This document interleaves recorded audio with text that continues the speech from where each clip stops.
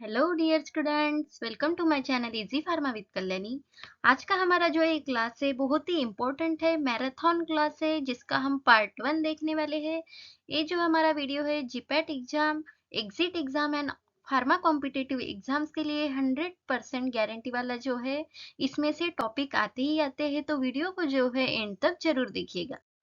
तो चलो पहले स्टार्ट करते हैं। Solubility chart. सोलुबिलिटी चार्ट क्या होता है, देखिए, जिसमें आपको ये टर्म्स पूछी जाती है, जैसे कि स्पेरिंगली सोलुबल में कौन सा रेशियो, कौन से सॉल्वेंट जो है, कितने एमएल के सॉल्वेंट रिक्वायर्ड होते हैं, इस तरह से क्वेश्चन आपको इसमें पूछे जा सकते हैं। तो ये चार्ट में देखिए, एक तरफ आपके डिस्क्रिप्टिव टर्म है और यहाँ approximately volume of solvent in ML और ग्राम ऑफ दिस सोल्यूट, यानी 1 ग्राम ऑफ सोल्यूट डिजोल्व होने के लिए कितना सॉल्वेंट, कितना एमएल ऑफ सॉल्वेंट रिक्वायर्ड होता है, उसके उससे बेस पे जो है ये डिस्क्रिप्टिव टर्म है। तो वेरी सोलुबल वाले जो होते हैं उनको less than 1 ml solvent required होता है for dissolve the 1 gram of the solute. उसके बाद में है फ्रीली सोलुबल। फ्रीली सोलुबल के लिए होता है 1 to 10 ml of solvent. Soluble soluble के लिए होता है 10 to 30 ml of solvent. Sparingly soluble, ये जो स्पेरिंगली सोलुबल है ये ज्यादातर पेपर में पूछा जाता है, तो स्पेरिंगली सोलुबल आपको याद रखना है। स्पेरिंगली सोलुबल जो है उसके लिए होता है ratio 30 to 100 ml of the solvent. उसके बाद में स्लाइटली सोलुबल होता है। स्लाइटली सोलुबल के लिए जो है 100 to 1000 ml of the solvent required, and very slightly soluble के लिए 1000 to 10000, एंड लास्ट है प्रैक्टिकली इनसोलुबल जो है उसके लिए सॉल्वेंट होता है मोर देन 10,000 ml।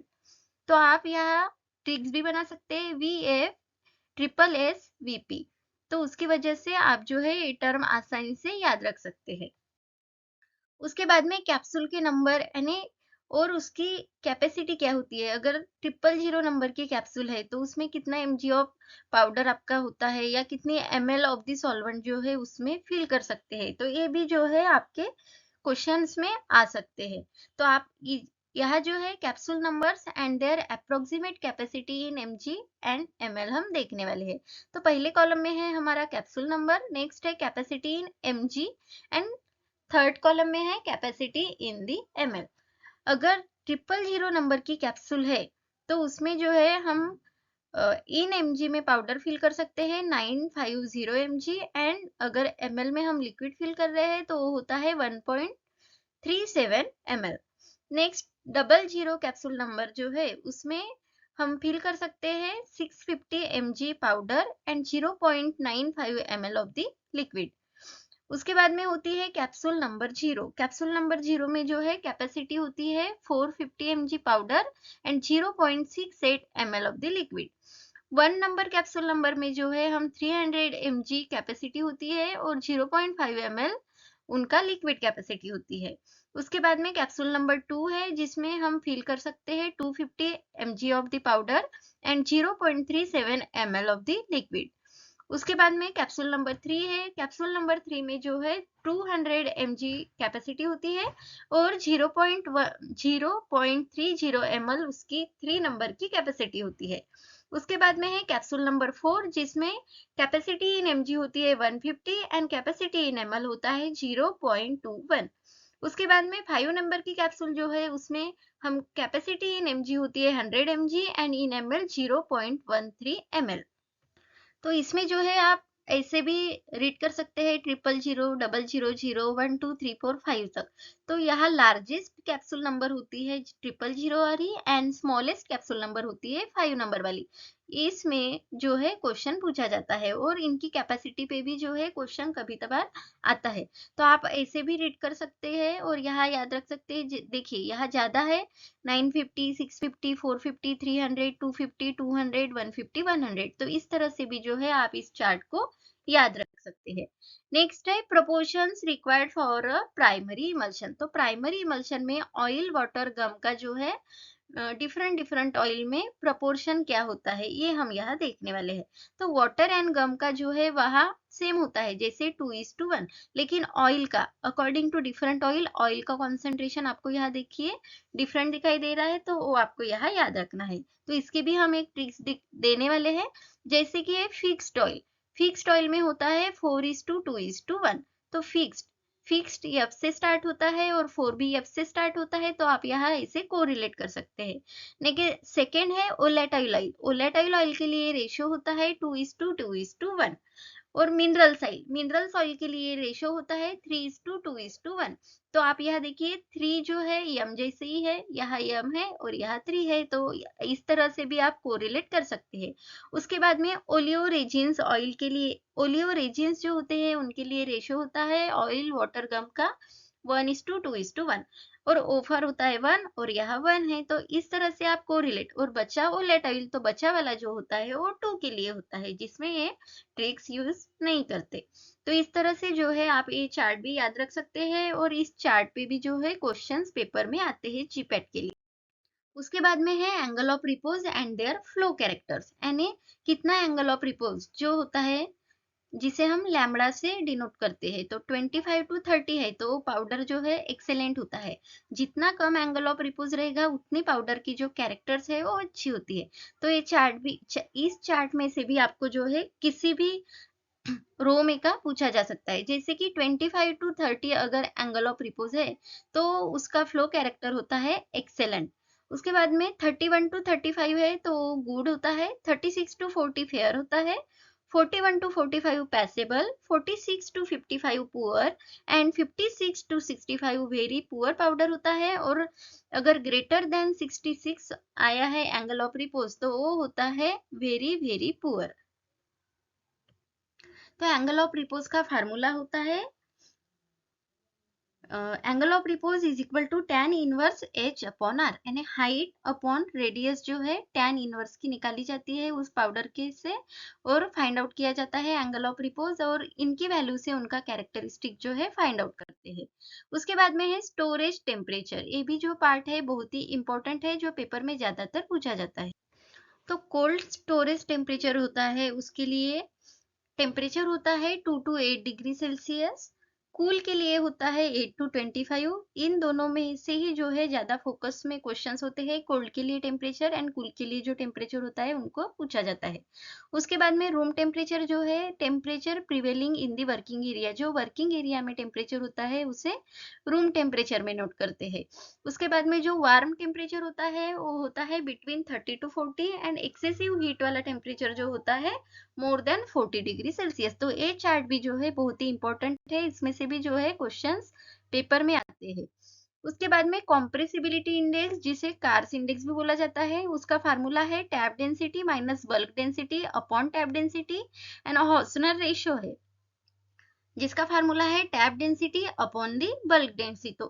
तो इसका भी जो चार्ट है उस पर भी क्वेश्चंस पूछे जाते हैं, तो हम देखने वाले हैं। तो पहले कॉलम में जो है हमारा परसेंट कार्स इंडेक्स है, जिसकी वजह से हम फ्लो कैरेक्टर्स हम पहचान सकते हैं। अगर उसकी रेंज किस में है तो वो एक्सेलेंट है, गुड है, फेयर है, क्या कौन से कैरेक्टरिस्टिक का है। वैसे ही हॉसनर रेशो का भी जो है रेशो होता है। जैसे अगर 1 है तो वो पाउडर एक्सेलेंट है। तो इन रेशो और परसेंट इंडेक्स जो है वो भी पेपर में ज्यादातर क्वेश्चंस आते हैं। तो चलो देखते हैं। परसेंट कार्स इंडेक्स अगर लेस देन और इक्वल्स टू 10 है तो पाउडर होता है एक्सेलेंट। उसी में अगर हॉसनर रेशो कंपेयर किया जाए तो 1 to 1.11 में रेंज में है तो वो होता है एक्सेलेंट। नेक्स्ट है 11 to 15 में अगर परसेंट कार्स इंडेक्स है तो पाउडर कैरेक्टर होता है हमारा गुड। उसी मेजर हॉसनर रेशो को रिलेट किया जाए तो 1.12 to 1.18 रेंज वाला पाउडर होता है गुड। उसके बाद में 60 to 20 जो परसेंट कार्स इंडेक्स है वो उसका कैरेक्टरिस्टिक होता है फेयर। 21 to 25 जो रेंज है तो वो होता है पैसेबल। 26 to 31 में आते हैं पुअर। 32 से लेकर 37 में अगर परसेंट कार्स इंडेक्स है तो वो होते हैं very poor, and greater than 38 है तो वो होते हैं वेरी वेरी पुअर। जितना कम परसेंट ऑफ कार्स इंडेक्स रहेगा उतनी पाउडर की कैरेक्टरिस्टिक है वो अच्छी रहेगी। उसी तरह हॉसनर रेशो में देखिए, जितना कम जो है हॉसनर रेशो आएगा उतनी पाउडर की कैरेक्टरिस्टिक्स जो है वो अच्छी होगी। तो यहाँ देखिए हम आए थे फेयर तक। अगर फेयर है तो उसका रेशो होता है 1.19 to 1.25। पैसेबल है तो 1.26 to 1.34। पुअर है तो 1.35 to 1.45, एंड वेरी पुअर है तो 1.46 to 1.59। एंड वेरी पुअर में ओ पाउडर हॉसनर रेशो आता है जिसका ग्रेटर देन 1.6 वैल्यू आती है। उसके बाद में types of the glass used in the pharmaceutical industry, तो ये भी जो है बहुत ही इम्पोर्टेंट बोल सकते हैं। तो यहाँ देखिए पेरेंटल यूज में 3 टाइप के ग्लास यूज होते हैं और जो टाइप 4 होता है वो नॉन पेरेंटल यूज में आता है। तो इसमें क्या पूछा जाता है, टाइप 1 ग्लास उसे क्या बोलते हैं, जैसे कि हाईली रेजिस्टेंट बोरोसिलिकेट ग्लास बोलते हैं, और उसमें जो है हम buffered and unbuffered aqueous solution store करते हैं टाइप 1 ग्लास में। नेक्स्ट है टाइप 2 ग्लास। टाइप 2 ग्लास में जो है highly resistant soda lime glass होता है और उसमें जो है buffered aqueous solution below pH 7 वाले जो सॉल्यूशन है बफर्ड एक्वियस, वो हम टाइप 2 ग्लास कंटेनर में स्टोर करते हैं। उसके बाद में टाइप 3 ग्लास जो है उसे बोला जाता है moderately resistant soda lime glass, जो कि यूज करते हैं for the dry powder and oily solution. तो इस पर आपको ड्राई पाउडर और ऑयली सॉल्यूशन जो होता है उसके लिए विच टाइप ऑफ ग्लास हम यूज करते हैं, इस तरह से पूछा जा सकता है, तो आपको पता होना चाहिए टाइप 3 में। उसके बाद में नॉन पेरेंटल यूज है जिसमें आता है टाइप 4 ग्लास, जिसे बोला जाता है general purpose of the soda lime glass, जो कि not for parental, for tablet liquid oral and the externals, जो है जिसमें हम पेरेंटल्स यूज नहीं करते हैं। टाइप 4 ग्लास में जो है tablet liquid and external use वाले प्रिपरेशन यूज करते हैं। नेक्स्ट है parts of prescription and there description. इसमें भी जो है क्वेश्चंस पेपर में आते हैं, जैसे कि सुपरस्क्रिप्शन जो टर्म है वो उसका डिस्क्रिप्शन होता है, सिंबल आरएक्स जो प्रिस्क्रिप्शन में होता है उसके लिए। नेक्स्ट है इंस्क्रिप्शन। इंस्क्रिप्शन जो है जो हमारे कंटेंट होते हैं, मेडिसिन की लिस्ट होती है, फार्मूला एंड डोसेज फॉर्म, उसके लिए हम पार्ट्स ऑफ प्रिस्क्रिप्शन में जो टर्म यूज करते हैं वो होती है इंस्क्रिप्शन। नेक्स्ट है सब्सक्रिप्शन। सब्सक्रिप्शन जो होती है वो डायरेक्शन टू फार्मासिस्ट होती है, एंड उसके बाद में सिग्नेचुरा जो होता है वो होता है डायरेक्शन टू द पेशेंट। तो ये भी जो चार्ट है बहुत ही इंपॉर्टेंट चार्ट है। उसके बाद में सपोजिटरीज जो है उसके बेसिस, उनके बेसिस के एग्जाम्पल पूछे जा सकते हैं, जैसे मैक्रोगॉल्स है क्वेश्चन में तो वो वाटर सोल्युबल बेस है सपोजिटरी का, आपको पता होना चाहिए। तो बेसिस में आते हैं हमारे 3 bases, water soluble base, oleaginous base and the emulsifying phase. Water soluble base जो होता है उसके एग्जाम्पल में आते हैं macrogol, soap glycerin. Oleaginous base में आते हैं theobroma oil, cocoa butter, palm kernel oil. ये जो है इंपॉर्टेंट है ओलियोजेनियस बेस, इसमें क्वेश्चंस आता है। और लास्ट में है इमल्सिफाइंग बेस जिसमें आता है व्हाइट सॉल्ट, तो ये आपको पता होने चाहिए। नेक्स्ट है कोलॉइडल्स का क्लासिफिकेशन। इसमें पूछा जाता है जैसे कि लायोफिलिक कोलॉइड्स है तो वो थर्मोडायनेमिकली स्टेबल होते हैं कि अनस्टेबल होते हैं।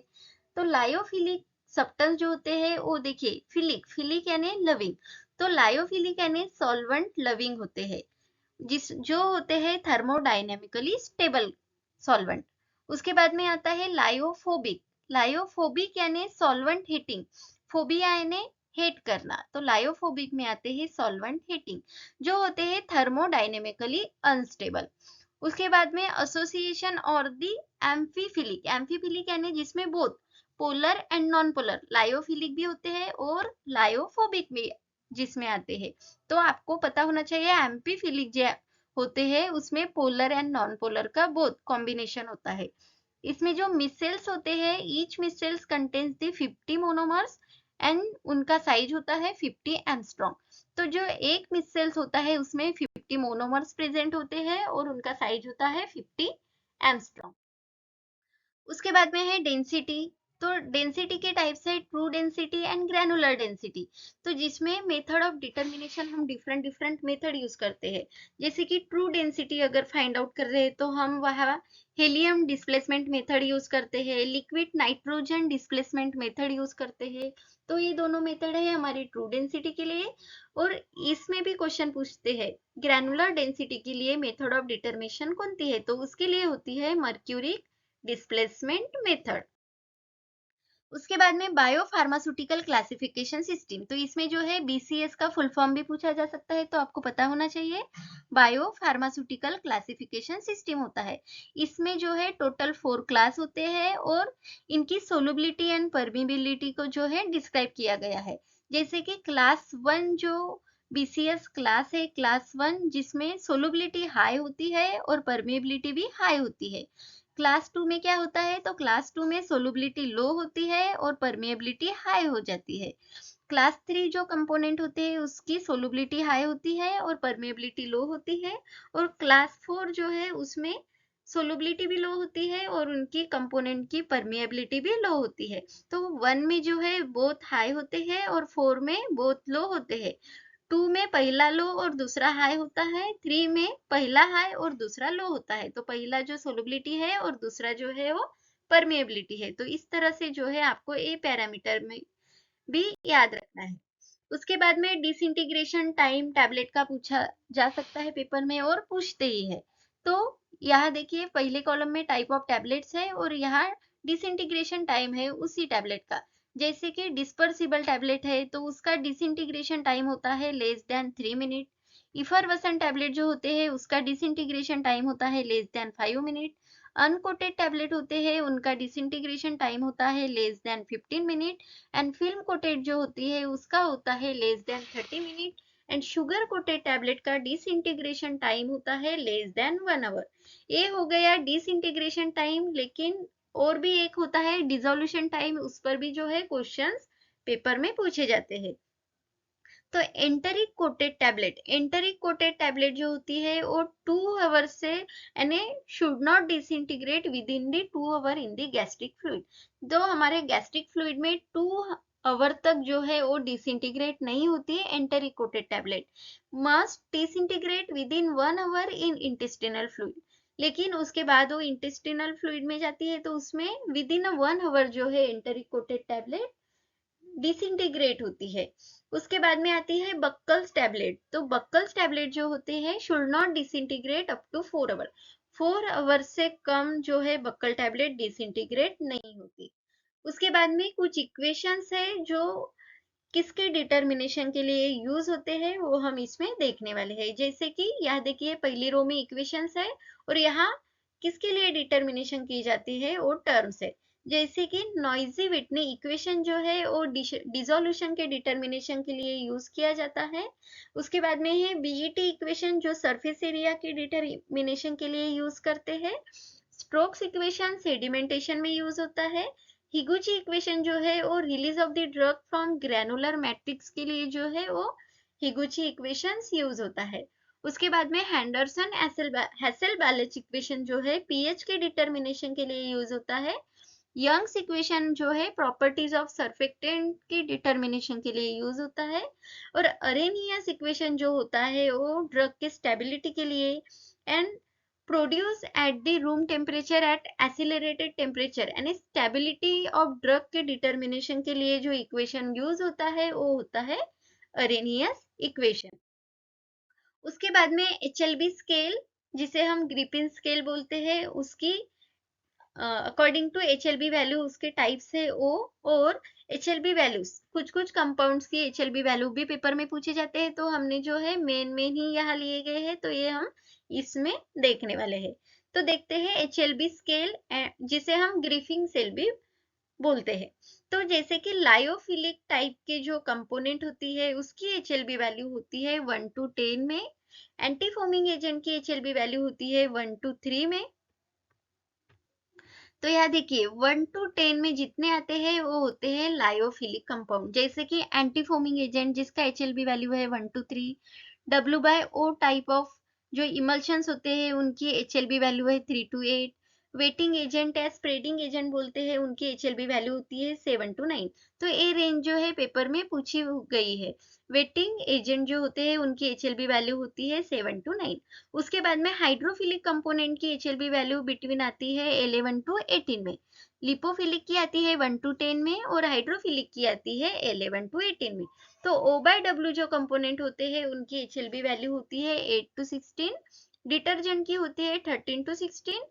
सोलुबलाइजिंग एजेंट की जो होती है एचएलबी वैल्यू वो होती है 16 to 18। तो यहाँ कुछ इंपॉर्टेंट कंपाउंड्स है जिसके एचएलबी वैल्यू हम यहाँ देखने वाले हैं जो पेपर में ज्यादातर पूछी गई है। जैसे कि ट्विन 20 की एचएलबी वैल्यू है 16.7। तो आपको जो है ऑप्शन में अगर 16.7 है तो आपको पता होनी चाहिए कि ट्विन 20 की वैल्यू होती है 16.7, ट्विन एटी की होती है 15, SLES जिसे हम बोलते हैं सोडियम लॉरी सल्फेट तो उसकी वैल्यू होती है 40, स्पैन जो होते हैं स्पैन कंपाउंड उसकी HLB वैल्यू होती है 1.8 to 8.6, लिक्विड पैराफिन जो होते हैं उसकी HLB वैल्यू होती है 0.3, 0 to 3, एकेशिया की होती है 8 और ट्रैगाकन कंपाउंड जो होते हैं उनकी HLB वैल्यू होती है 13.3। तो ये HLB वैल्यू आपको याद रखनी है, इन्हीं में से जो है पेपर में HLB वैल्यू कंपाउंड के अगर पूछे गए तो इन्हीं में से जो है पूछे जाते हैं। उसके बाद में है इनकम्पेटिबिलिटीज, तो इनकम्पेटिबिलिटीज के टाइप होते हैं लेकिन उसमें जैसे insolubility is an example of which incompatibility, तो ऐसा है तो आपको पता होना चाहिए वो होती है फिजिकल इनकम्पेटिबिलिटी। तो इस चार्ट में हम देखने वाले हैं कि कौन से इनकम्पेटिबिलिटी में कौन से एग्जांपल्स आते हैं। जैसे कि फिजिकल इनकम्पेटिबिलिटी है तो इसमें आते हैं इनसोलबिलिटी, लिक्विफिकेशन, इमिसिबिलिटी, अगर कुछ कंपाउंड सोलुबल नहीं हो रहे हैं, लिक्विड फॉर्म कर रहे हैं, इमिसिबल है, तो ये एग्जांपल आते हैं फिजिकल इनकम्पेटिबिलिटी में। नेक्स्ट है केमिकल इनकम्पेटिबिलिटी जिसमें आता है precipitation by change in pH, chemical reaction, redox reaction, hydrolysis, effervescence, तो ये एग्जांपल है केमिकल इनकम्पेटिबिलिटी के। उसके बाद में इनकम्पेटिबिलिटी विद कंटेनर जैसे कि लीचिंग है, सॉर्प्शन है, सॉफ्टनिंग ऑफ कंटेनर है, ये एग्जांपल में आते हैं इनकम्पेटिबिलिटी विद कंटेनर के। और लास्ट इनकम्पेटिबिलिटी का टाइप है थेराप्यूटिक इनकम्पेटिबिलिटी जिसमें error in prescription writing, pharmacokinetic and pharmacodynamic interactions, contraindications, तो ये सभी जो एग्जांपल्स आते हैं हमारे थेराप्यूटिक इनकम्पेटिबिलिटीज में। उसके बाद में कुछ डायग्नोस्टिक टेस्ट भी है जो पेपर में पूछे जाते हैं, तो यहाँ हमने बहुत ही इंपॉर्टेंट रिपीटेड एंड फोकस जो है diagnostic test related with disease हमने यहाँ कवर किए गए हैं। तो देखते हैं, तो सिफिलिस डिसीज है उसके लिए डायग्नोस्टिक टेस्ट होती है वीडीआरएल टेस्ट, काहन टेस्ट, वासरमन टेस्ट। अगर आपको बहुत सारे टेस्ट पढ़ने हैं तो इसका भी हमने जो है डिफरेंट सेपरेट एक वीडियो अपलोड किया गया है, तो वो एक बार जो है जरूर देखिएगा। नेक्स्ट हमारा डिसीज है डिप्थीरिया, डिप्थीरिया के लिए टेस्ट है Schick test and the Elek test. TB tuberculin जो होती है उसके लिए डायग्नोस्टिक टेस्ट होती है मॉन्टक्स टेस्ट, लेप्रोसी के लिए होती है लेप्रोमिन टेस्ट, टाइफॉइड और एंटेरिक फीवर जो होता है उसके लिए डायग्नोस्टिक टेस्ट होती है विडाल टेस्ट, रूमाटाइड आर्थरिटिस के लिए होती है रोज वाटर टेस्ट, तो ये आर से आप याद रख सकते हैं। उसके बाद में स्मॉल पॉक्स के लिए होती है आउचर टर्लोनी, निमोनिया जो होती है उसके लिए होती है cold haem agglutination test, streptococcus MG haem agglutination test. उसके बाद में ब्रूसिलोसिस जो है उसके लिए कूम्स टेस्ट होती है, लिम्फोग्रैनुलोमा वेनेरम जिसके लिए होती है फ्राई टेस्ट, टाइपस फीवर के लिए होती है जिसे टाइफाइड बोल सकते हैं, तो टाइफाइड के डायग्नोस्टिक टेस्ट में आती है हमारी वेल फेलिक्स टेस्ट। उसके बाद में हीमोफिलस जो होती है उसके लिए होती है डुक्री टेस्ट एंड स्कारलेट फीवर के लिए होती है डिक टेस्ट। तो आप देखिए डी, एस और डी, तो आप ये दोनों डिक टेस्ट जो है स्कारलेट फीवर के लिए और डिप्थेरिया के लिए जो है सिक टेस्ट होती है, इस तरह से भी जो है आप इन टेस्ट को याद रख सकते हैं। तो यहाँ पे जो है हमने बहुत ही इम्पोर्टेंट टॉपिक्स कवर किए हैं जो एग्जाम में इसके बेस पे क्वेश्चंस आते हैं, तो ये जो है आप पूरे के पूरे रट ही लो। इसके बाद में पार्ट 2 में जो है कोलॉजी बेस्ड हम मैराथन क्लास लेने वाले हैं, तो ऐसे ही और क्लासेस के लिए जो है चैनल को सब्सक्राइब नहीं किया तो सब्सक्राइब जरूर करें। जो बच्चे जीपैट का प्रिपरेशन कर रहे हैं या फार्मा कॉम्पिटिटिव या एग्जिट एग्जाम का प्रिपरेशन कर रहे हैं उन तक जो है ये वीडियो शेयर करें। अगर वीडियो अच्छा लगे तो लाइक जरूर करें। जल्दी हम लेकर आएंगे part 2 of marathon class for GPAT exit exam and all pharma competitive exams. Thank you.